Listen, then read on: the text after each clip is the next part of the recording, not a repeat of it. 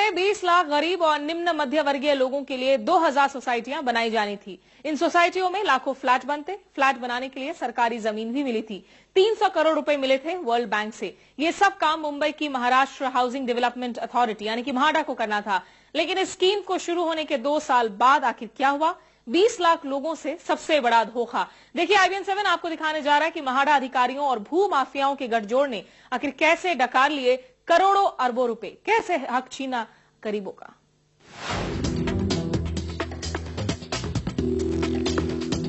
2000 सोसाइटियों का सवाल 20 लाख लोगों के सपनों का। अपना घर होगा, मुंबई शहर में अपना घर होगा, लेकिन सारे सपनों को बेईमानी और भ्रष्टाचार का अजगर निगल गया। हर बार की तरह इस बार भी गरीब और मध्यवर्गीय लोगों के हक को बिल्डरों और बेईमान अफसरों ने डकार लिया। कैसे काम करती है महाराष्ट्र हाउसिंग डेवलपमेंट अथॉरिटी यानी म्हाडा, कैसे बनाती है गरीबों के लिए मकान, देखने जा रहे हैं आप IBN 7 का एक और सनसनीखेज खुलासा। ध्यान से देखिए, क्योंकि सवाल आपके सपनों का है, सपनों पर पड़े डाके का है। IBN 7 के हाथ लगी है म्हाडा के विजिलेंस विभाग की एक रिपोर्ट। इस रिपोर्ट से साफ है कि म्हाडा के कुछ अधिकारियों ने 20 लाख लोगों के लिए बनने वाली 2000 सोसाइटियों में भारी घपला किया और असल में इन 2000 सोसाइटियों में महज 10% ही गरीब और मध्यवर्गीय लोगों को मकान मिला। इन सोसाइटियों के लिए वर्ल्ड बैंक से मिलने वाली 300 करोड़ की रकम से अपनी जेब भरने का इंतजाम किया गया। इस रिपोर्ट में साफ लिखा है कि म्हाडा के अफसरों ने भू माफियाओं के साथ मिलकर कैसे गरीबों और मध्यवर्गीय लोगों के सपनों का घर अमीरों को बेच दिया।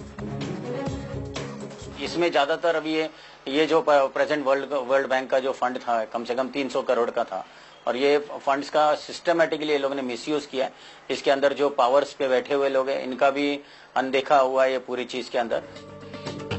ये सारा किस्सा हम आपको शुरू से बताते हैं, गौर से देखिएगा, क्योंकि मुंबई जैसे महंगे शहर में एक घर के लिए तरसते गरीब और मध्यवर्गीय लोगों के साथ सबसे बड़ा धोखा है ये। इस घोटाले की शुरुआत हुई 2007 से। वर्ल्ड बैंक ने गरीबों और निम्न मध्यवर्गीय लोगों के लिए फ्लैट बनाने के लिए म्हाडा को दिए 300 करोड़ रुपए। इस 300 करोड़ रुपए से तकरीबन 20 लाख लोगों के लिए 2000 सोसाइटियां बननी थी। म्हाडा ने मुंबई के अलग अलग इलाकों में तकरीबन 49,000 सरकारी प्लॉट चुने। एक बार फिर सुनिए, ठोक बजाकर इस बात की तस्दीक की गई कि ये सारे प्लॉट सरकारी हैं। अब BMC और MMRDA से म्हाडा ने कहा कि इन प्लॉट्स पर बिजली, पानी और सड़क की सुविधा पहुंचाओ। इन 49,000 सरकारी प्लॉटों पर अपार्टमेंट बनने थे, छोटे छोटे गरीबों के लिए।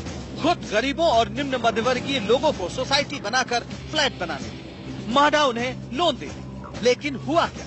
सबसे बड़ा धोखा। असल में सोसाइटी गरीबों और मध्यवर्गीय लोगों ने नहीं बल्कि बिल्डरों ने बनाई। सोसाइटी के सदस्यों के तौर पर महज कुछ फीसद नाम असली गरीबों और निचले तबकों के लोगों का था, लेकिन ज्यादातर नाम फर्जी है। म्हाडा के विजिलेंस अधिकारियों की इस खुफिया रिपोर्ट में न सिर्फ उन हाई राइज इमारतों का जिक्र है बल्कि उन अधिकारियों का भी नाम साफ तौर से लिखा है जिनकी देखरेख में ये लूट खसूट की जाती रही और वो बड़े आराम से सब कुछ चुपचाप देखते रहे। निशात शमशी, मुंबई, IBN 7। आपको बता दें कि म्हाडा के विजिलेंस की फाइलों में सब कुछ दर्ज है। हम बता दें कि बिल्डरों और म्हाडा के कुछ खास अधिकारियों के गठजोड़ ने फर्जी नामों की सोसाइटियों के नाम पर ही प्लॉट पर कब्जे नहीं किए, बल्कि कुछ बिल्डरों ने 70% प्लॉटों पर मालिक बनकर कब्जा कर लिया। यानी गरीबों का हक छीनने के लिए वो सब कुछ हुआ जो किया जा सकता था। म्हाडा ही नहीं, उससे जुड़े सारे सरकारी विभाग चुपचाप ये लूट देखते रहे। हम बता दें कि IBN 7 जो भी खुलासा कर रहा है वो म्हाडा के विजिलेंस की फाइलों में दर्ज है।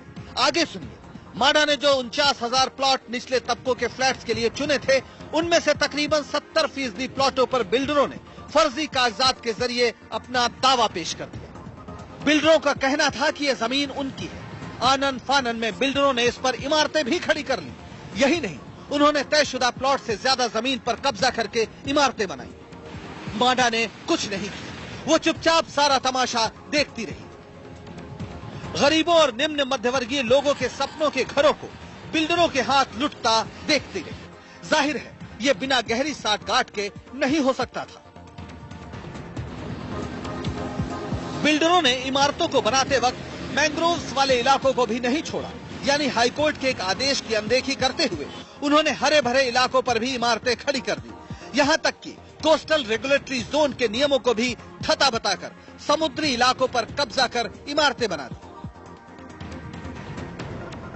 वर्ल्ड बैंक प्रोजेक्ट था, इसलिए उन्होंने ज्यादा पर्यावरण के मामले पे उन्होंने कुछ इम्पोर्टेंस नहीं दिया गया एंड हाउसिंग के नाम में बहुत कुछ एनवायरमेंटल डिस्ट्रक्शन किया गया वहाँ पे। और ये हाई कोर्ट का ऑर्डर्स का टोटल वायलेशन हुआ है 2 काउंट पे। पहला वायलेशन हुआ है कि मैंग्रोव्स का डिस्ट्रक्शन हुआ है, सेकंड वायलेशन हुआ है कि 15 मीटर्स के अंदर ये सब कंस्ट्रक्शन हुआ है। हैरानी की बात है कि माडा आंख मूंदे सब कुछ देखती रही।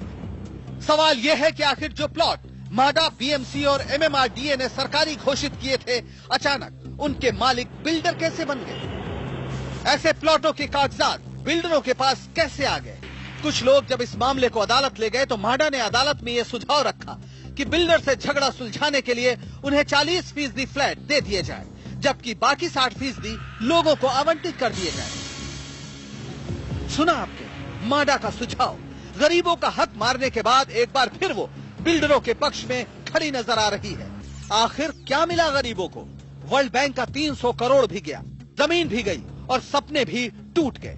क्या माडा के इस घोटाले पर महाराष्ट्र सरकार जिम्मेदार अधिकारियों और बिल्डरों को सलाखों के पीछे डालेगी, या वो भी खामोशी से लोगों के सपनों के लुटने का तमाशा देगी? शाख पर उल्लू बैठा है, अंजाम गुलिस्तान क्या होगा? बार बार उन दोषी अधिकारियों पर सवाल खड़े किए जाते रहे, लेकिन उन पर कार्रवाई नहीं की गई, क्योंकि इस बहते गंगा में तमाम अफसरों ने अपना हाथ धोया था। अब जब ये मामला सामने आया है तो कोई भी अधिकारी कुछ बोलना नहीं चाहता है, क्योंकि इस हमाम में सभी नंगे हैं। सुशील यादव के साथ शाद शम्सी, मुंबई, IBN। तो खबरों के सफर में अभी बस इतना ही। छोटा सा ब्रेक, आगे देखिए एजेंडा आशुतोष के साथ। नमस्कार।